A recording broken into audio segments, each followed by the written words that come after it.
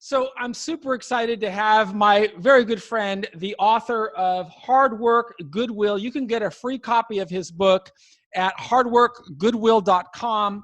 And pretty soon you'll be able to download it on his iTunes podcast. Because I've got this big microphone, I've taken the responsibility. He's given me the honor of allowing me to read his work, and we are publishing it all on iTunes. So that if you're driving down the road and you want to get the wisdom of Jerry Lundergan, you get it right here. Welcome, Jerry. How are you? Hi, Michael. Nice to see you again. Jerry, it is always such a thrill for me to be able to listen and learn from you. And I just want to share this story because of your commitment to wanting to help people in need is just so inspiring for me, particularly during this era when so many people are working on the shelter in place, and they got to figure out ways how to reinvent themselves. And I know you had to reinvent yourself. During our last episode, you told us about how your first business, French Bauer Ice Cream, they sold that company out and you had to start all over again. Tell us the mindset that it took for you to, I know it took hard work and goodwill, but tell us about the mindset you had, because you got a lot of responsibilities on your shoulders. You had your brothers. I'm 73 now, so I was much younger then and really aggressive. And, when we had our distributorship and we built it up from nothing to a big operation as far as a distributorship of ice cream products throughout Kentucky.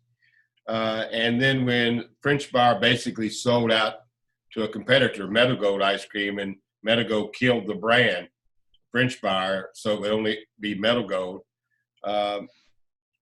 Me and my brothers had to find something else to do.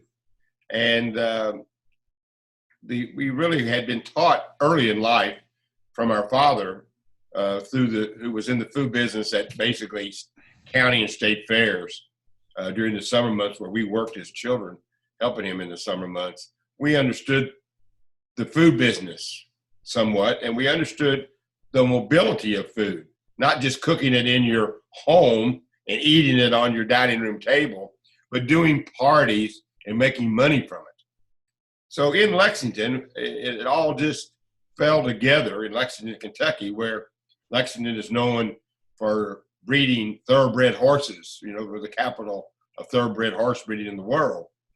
And back in the 80s there, when we started this, thoroughbred horse breeding was very lucrative.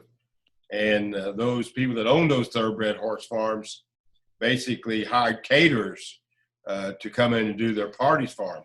But in Lexington, there was only, one or two caterers, and one in particular that had most of the business. And his idea and scope of catering was very simple.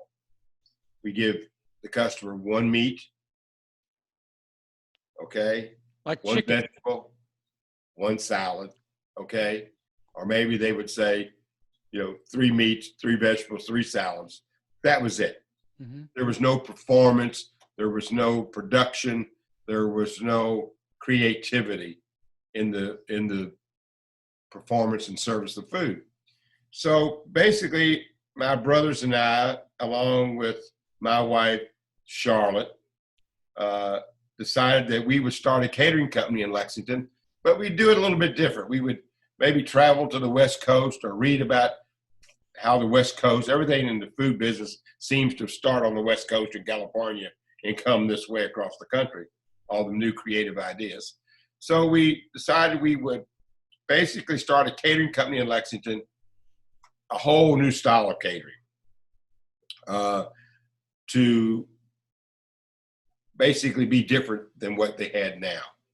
And so we went to California. We learned the California caterers did what they call performance stations, where they would have tenderloin on a station, where they would slice it, put it on biscuits, and you would serve the customer. Instead of 2 8-foot tables and you came down and picked up your food yourself, this was more of performance, a show, if I may say so.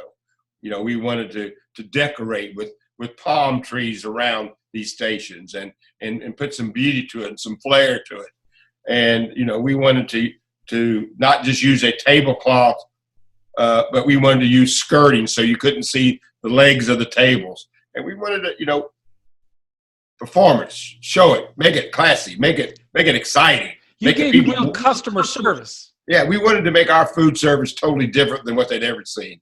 And by doing that, we were able to pick up a lot of business in Lexington. We were lucky, in everything that you do in life, if you're successful, it's not because you're always smart. It's sometimes you've got to have a little luck.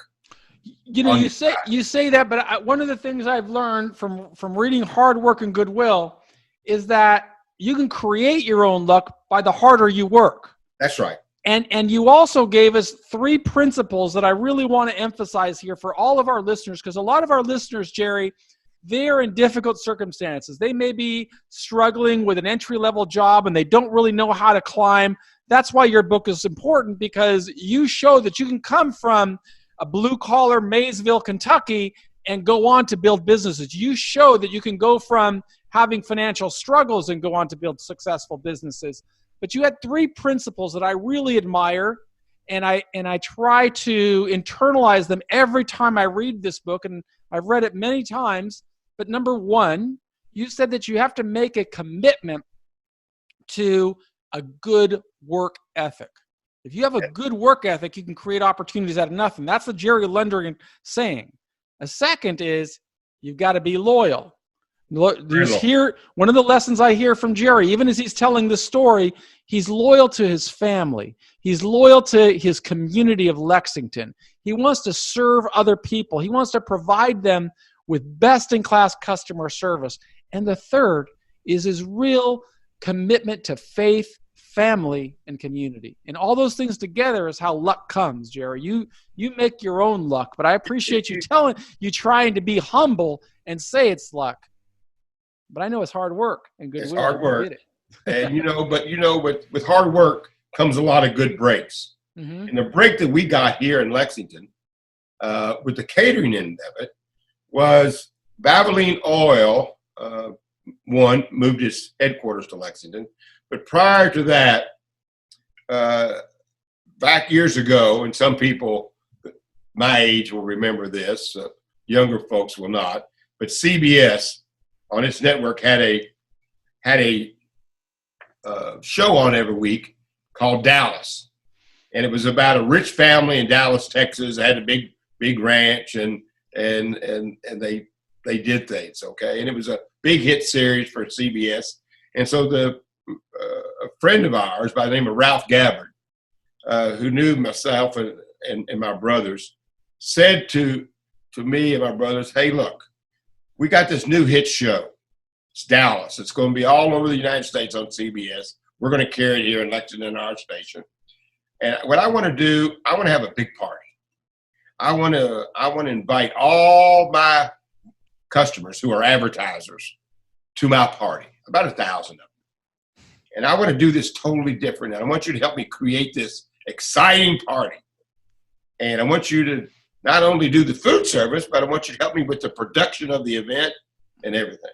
So we came up with this idea. We had just built Rupp Arena, which is the home of the University of Kentucky basketball team. I mean, the house that Rupp built, famous basketball coach. So we said, let's have it inside on the lower level down where they play basketball. So what we did, to make a long story short, we sent out these invitations to come to this party, and we told everybody to meet in a parking lot out at one of the malls. We had about 15 Greyhound buses lined up there, and all the guests got on. We gave them a glass of champagne when they got on the bus, and they got on the bus, and we drove them around Lexington. They were all mixed up. They didn't know where they were going or where was this party going to be. And then they got to Rupp Arena, and the big overhead doors, lift doors on the back of the building raised up, and they drove those buses right in on Rupp Arena's floor, and everybody got out, and my brothers and I had built this whole theme, this whole area about Dallas, where we had, a picture of the ranch. We had people out there cooking food in big iron pots. We were Fork Ranch. Dallas. The South Fork Ranch of South Dallas. Fork. You know, we all of our employees were in big cowboy hats and cowboy boots, and the ladies wore cowgirl skirts, and we were carving beef, and we were cooking it under open flame there. And, you know, all the smoke inside of Rupp Arena, we had the Rupp Arena people turn the fans on reverse to pull the smoke out of Rupp Arena. It was a smash. I mean, it was 1,000 people, the biggest party ever held in Lexington, and with more flair, and, you know, people got on the bus, didn't know where they were going. It was a lot of talk in the town about how Lundy's Catering put on this big party. That was our really, really kickoff in the catering business. Well, I tell you, I get so inspired about listening to how you built businesses.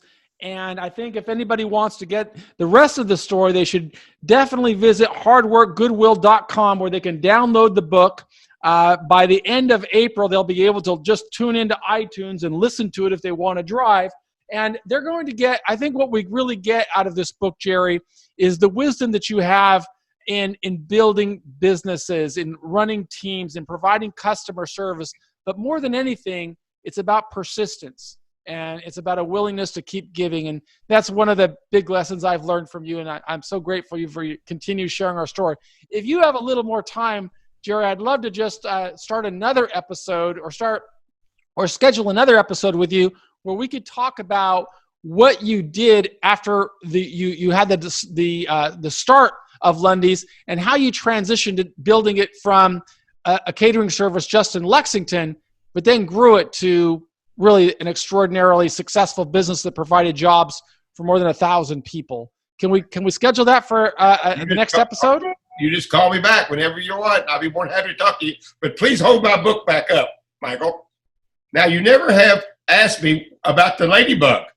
Well, let's save that to bring the people on to the next episode. That's going to be the first thing. If you want to hear the story about the ladybugs, you got to stay tuned, because we've got a story about that as well.